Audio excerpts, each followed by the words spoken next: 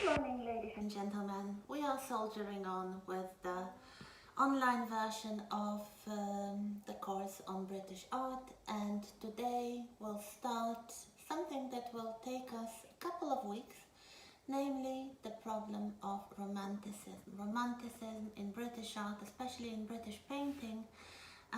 You will get access to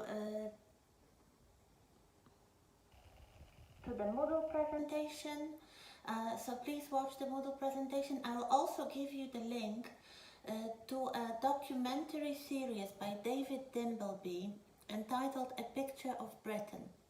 This is something that will keep us occupied for, as I say, 2 or 3 weeks. There are 6 episodes to this series. You may watch all of them. You may just start with the first one, which is concerned with the part that we are going to discuss today, partially, and that's basically it. So romanticism is a trend, is a style which is very prevalent in British art and literature and basically all aspects of culture at the turn of the 19th century, so the last decades of the 18th century. You already see this kind of pre-romanticism, but in the first 2 decades of the 19th century, the period that we are going to discuss further, the period known as the Regency, it's also still quite visible. What the Romanticism is remembered for are the themes of nature, very important, especially at the beginning, the themes of freedom, the themes of fantasy and exoticism and spirituality. That's why the first illustration you have is from the Edwardian period, so from the later decade, from one of the greatest British illustrators, book illustrators, Arthur Rackham. This is one of his illustrations for the story of Peter Pan, showing the fairies, but the fairies in a very natural surrounding, with very realistically portrayed sparrows. So we have the connection between nature and fantasy, and it's not really sweet because another very important aspect of Romanticism is the concept of the sublime, or rather the difference between the beautiful and the sublime. The idea comes from an essay on aesthetics written by a philosopher, Edmund Burke, in the middle of the 18th century. He published an essay called A Philosophical Inquiry into the Origin of Our Ideas of the Sublime and Beautiful.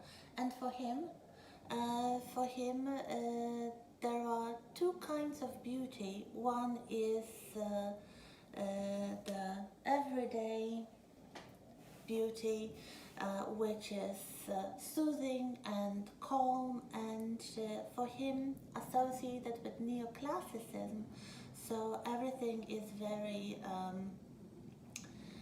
ordered and regular.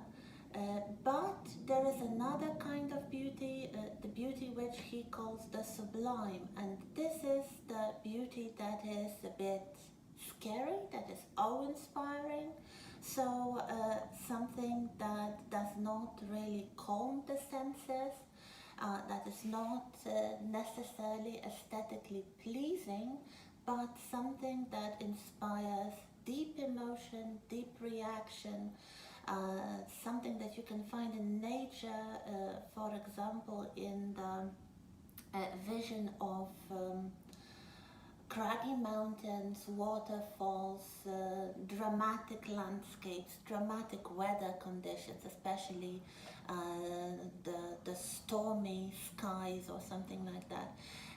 But also some such as, for example, ruins, and there were quite a lot of ruins in Britain. So if we look at those romantic paintings from the 18th century, from the early 19th century, we can see in some major artists from that time growing interest in nature, in landscape. You may remember George Stubbs, the man who painted horses, in the last week's presentation. So here we have one of his works showing a horse frightened by a lion. So we have a horse, a beautiful white horse. Here's my cat assistant. Yes, a bit of nature. No, she doesn't want to stay here. A beautiful white horse who is shown in a very dramatic pose, frightened by a lion lurking in a cave. Of course, there are no lions in Britain, and this scene would perhaps take place in some African surroundings, although the landscape, which is seen as the background for this imaginary scene, looks quite mountainous and perhaps British. So what we have is focus on the sublime, on the frightening aspects of nature, the predators, the craggy mountains, and so on. We also have here a couple of works by Thomas Gainsborough, this great 18th century portraitist that you may remember from last week. I told you that he believed he painted portraits for the money, but when he wanted to paint for himself, he turned to landscapes. He loved landscapes. He loved painting nature, the skies and the trees and the forests and the rivers. So we have some examples of his works which are not portraits but landscapes. There is a woodland image in Suffolk, and there is a mountain landscape with people crossing a bridge, and another landscape with a river and a little boat on the river. And if there are humans in these landscapes, they are very small. You cannot really see their facial features very clearly, and they only serve to scale the nature, to show the magnitude, to show the immenseness of nature. So the end of the 18th century, the beginning of the 19th century is quite a turbulent time politically, and many rich people who would otherwise go on grand tour of Europe, they would go to Switzerland, they would go to France, they would go to Italy, some of them would go as far as Greece and Constantinople. They were forced to stay at home for a couple of years, yes, because of the wars with France. After the revolution, France and Britain enter a period of wars, which is only finished with the defeat of Napoleon in 1815. So what do the rich people do if they cannot go abroad? They start traveling in Britain, and they try to discover, they try to find places which would remind them of the fashionable landscapes of Italy, or perhaps the landscapes of Switzerland with the lakes and the mountains. So what we have is a growing interest in the English landscape, but especially the areas of Britain that have mountains and lakes. So yes, the Lake District, also known as Cambria. Uh, Also, other parts of the United Kingdom, Wales and Scotland, to some extent also the south, especially Cornwall, so the areas which would have the sublime landscape. And this is really becoming a new fashion, and of course this is a couple of decades before the invention of come on, Watson. Of photography. So if people wanted to have souvenirs of their travels, the surest way to get them would be to paint your own souvenirs, to produce watercolors, to produce little paintings, or to buy them from the professionals that would make them. So here we have the man who came to the rescue. His name was William Gilpin, and he wrote a book, a kind of guidebook to the picturesque places in Britain, with the purpose of advising the tourists where to go and what to paint. And he invented, or he popularized, a little device which you have on one of the slides here, called a Claude glass. This is named after a painter, Claude Lorrain, who was very fashionable at that time. And this is just a piece of glass. It's not a mirror, it's not a magnifying glass, it's just a piece of glass in an oval shape. And what you do, you raise it to your face and you just scan the landscape looking for the most interesting scene, the most interesting take. And if you find a take you like, preferably with some trees in the foreground, with some water, with some mountains, perhaps with some architectural feature like a bridge, or perhaps a ruined castle or something. You just sit down, turn the Claude glass in this direction, open up your sketchbook and paint a watercolor. And this is really what will be the best souvenir of your travels in Britain.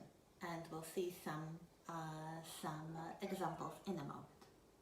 So here we have a selection of landscape artists from the 18th century on to the 19th century, early 19th century, who would follow the rules of the romantic landscape. So what is a romantic landscape? It's a combination of water, mountains, some trees, especially in the foreground. If there are people present, they are just scaled down to show the scale, the immensity of nature. And very often there are animals, and there is a particularly romantic animal which you can find on many romantic landscapes, and this is very well according with the rules and advice of William Gilpin. And you may wonder, what is the most romantic animal ever? And I will tell you, it is the cow. Horses were seen as too smooth. The shape of a horse, of course, still very popular, was not really advised for a romantic landscape. The horses were connected with the kind of portraiture of noble people and their breed animals that we discussed last week, but the romantics wanted something a bit more angular, something a bit more out of the ordinary. especially the ordinary for the richer classes. So they turned to cows, a small extent sheep, but the romantic cow is really something to remember. You do not have to remember all the names of the artists, if you want to, of course, but yes, remember the romantic cows. So here we have some examples of romantic landscape from the 18th century. For example, the work of Richard Wilson. We have some of the paintings which show different places in Wales. Wales was a very popular area for the Romantics because, just like the Lake District, it combined mountains and water and some ruins. Yes, they would go there and they would sketch and paint and the places they found most attractive. Then we have night scenes, which are quite popular because the artists experiment with different light conditions. They experiment with some interesting weather conditions. So we have the clouds, we have the sky, we have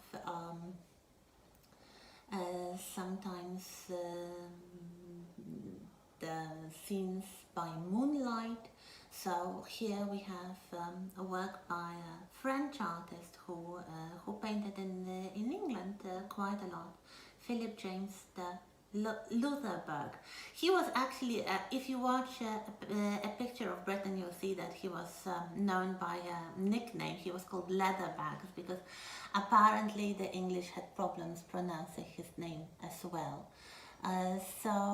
Here we have a visitor to a moonlit churchyard. So we have a ruin of a Gothic abbey, nighttime scene with the moonlight and a human figure here shown in the middle of this rather sublime picture.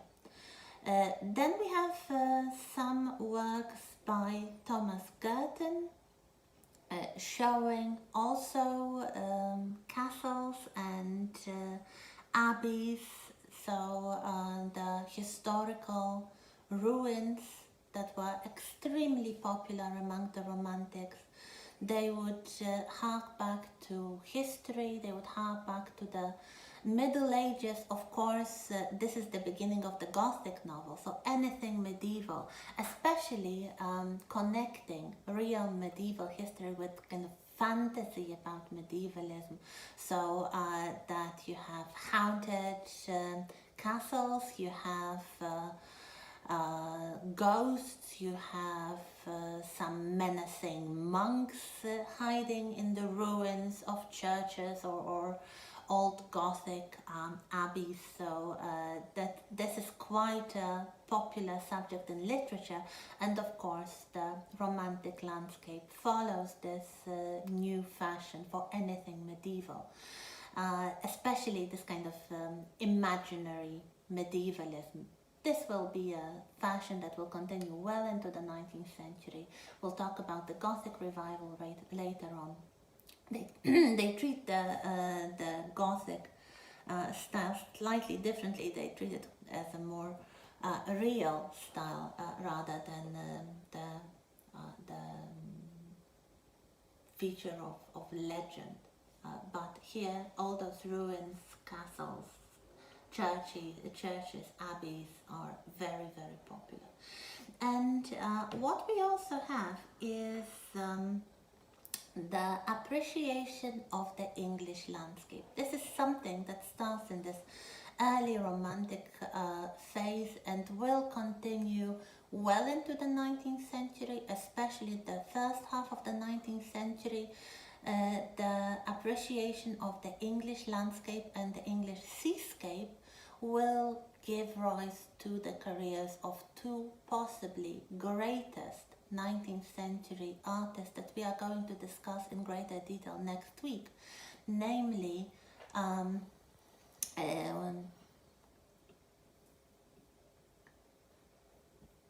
Constable and Turner, John Constable and William Margaret Turner. So the English landscape, not necessarily with the mountains, not necessarily with the hills and lakes. Sometimes it's just the plains. Sometimes this is the homeland of the painters. So if you look at the work, for example, of John Crome or John Sell Cotman, they painted the areas they knew themselves. Crome was the native of the east of England, Norfolk and the flatlands. So you see the areas he knew. This is something that Constable will follow.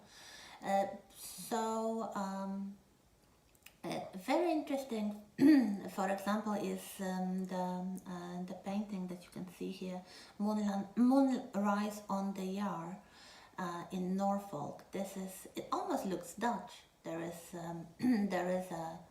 a windmill here, used like in the Netherlands for drying the land, and also interesting lighting conditions. It's the moonrise, so it's again the night scene. Here we have some examples of Cotman's work from the first years of the 19th century, and here we have ruins of an abbey in Yorkshire, with the Gothic ruin with a very prominent cow in the foreground. So yes, the romantic cow is very much there, but there is another subject that appears frequently in Cotman's work, and this is the sea. This is something which was very familiar and very recognizable to the English, especially from the times of the Spanish Armada. If you remember, Britain was becoming a colonial empire thanks to their very strong fleet. So the seascapes, the images of the life of the sea people, the storms, the beaches are very, very frequently visible in the romantic landscape. Especially, it's not the landscape, it's the seascape then. Especially in dramatic weather conditions. So you have the storms, you have the snowstorms, you have the waves and the wind and the little ships being torn by the sea and the wind. That's it. Sometimes Cotman would paint landscapes as well as seascapes, of course. Some of them, like the view of the aqueduct in Wales or the baggage wagon, they look almost modern. The aqueduct looks like a painting that could very well be painted in the 20th century with this kind of geometric, almost cubist form. If you look at the baggage wagon, especially the way that the wagon itself and the figure on horseback is presented, it also looks very modern. Some more artists experimenting with the romantic landscape. We have a very famous painting by James Ward called Goredale Scar, which was a very dramatic natural feature, a very steep valley in England, which was for a very long time believed to be unpaintable because it was so big and so awe-inspiring. Some painters tried, they were not satisfied with the results, and finally James Ward painted this very big scale. It's a huge painting. It would take the entire wall really of Gordon Scar. If you look at the close-up, you will see the cows as well. The cows are there for scale and to add the romantic effect. Some works of John Martin, whom we are going to meet again, feature the elements of the romantic landscape, like the bard. We had the bard by another artist already, but this one is quite similar. So craggy mountains and the ruin and the lonely figure of a poet near the waterfall. So yes, that's very romantic. And one more name that you may want to remember, early 19th century, so first half of the 19th century, romantic landscape, Samuel Palmer, also experimenting with the night scenes. So we have cornfield by moonlight and harvest moon, so people working at night by the moonlight.